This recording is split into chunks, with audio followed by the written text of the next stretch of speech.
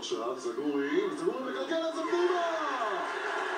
2-1, וישראל זגורי מצמק כאן את התוצאה בדקה 13 בדיוק, ועכשיו תורם של הלבנים לחגוג.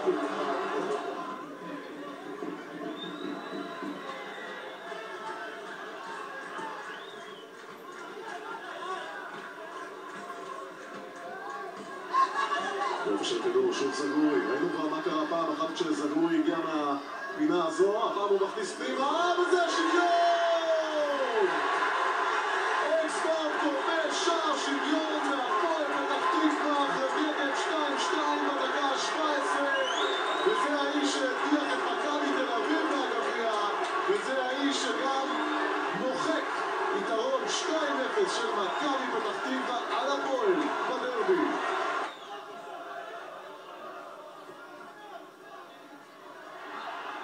יש שם עבירה של טל בן חיים, וזה יהיה כדור חופשי של הפועל פתח תקווה. טל בן חיים מקבל צהוב על העבירה. אקסברט מגלגל את זה באלגנטיות לזגורי, איזה שחקן זגורי. הנה ישראל זגורי, תראו מה הוא עושה, עוד כדור רוחב, וכמעט השלישי.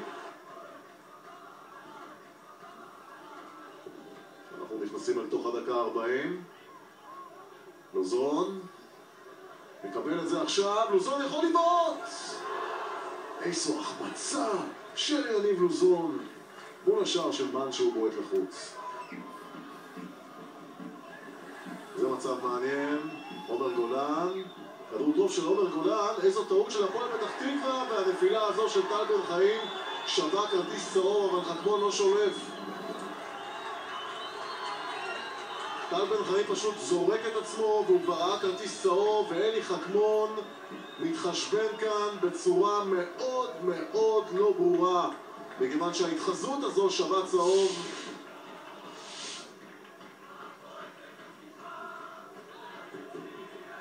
כדור הזה עולה למעלה, כדור טוב לאקסברט, זה יכול להיות השלישי! מהפך באצטדיון רמת גן, הפועל פתח תקווה עולה ל3-2, והשער המתוק הזה מגיע בדקה 64. גיא דיין עם שער אדיר להפועל פתח תקווה, ושוב פרדה, כמה שאוהב את הדריבל הזה, אני לא מבין אותו. בצד השני כדוסי, מי מגיע? הנה, כמעט הרביעים, הבעיטה הזו של רפי דן, איזו הזדמנות גדולה להפועל פתח תקווה. מרינקוביץ' שעלה כמחליף, הולך אל הכדור, מסובב אותו, והג'ידה עוטף. וזה חוץ של מכבי פתח תקווה. וזה צריך להיות צהוב לניצן ומרי. אז זו הדחיפה הזאת. וחכמון שולף בצדק את הכרטיס הצהוב למי?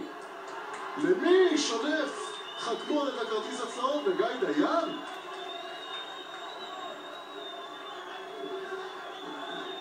זאת שערוריה. ולא ברור אם אלי חכמון הרחיק את יובל נעים מהמשחק הזה. אני רואה את יובל נעים יורד לכיוון חדר ההלבשה, וייתכן שאלי חכמון הרחיק את יובל נעים, וזאת שערוריה. וזה הכל, אלי חכמון נותן את האות לתחילת החגיגות של אוהדי הפועל פתח תקווה. הפועל עם מהפך לאחר שהייתה בפיגור 0-2 כבר בדקה השישית, אבל אקסברט, זגורי וגיא דיין משלימים ניצחון 3-2 גדול לקבוצה של יובל נעים, שחוגגת ניצחון ראשון בדרבי מאז מאי 2009.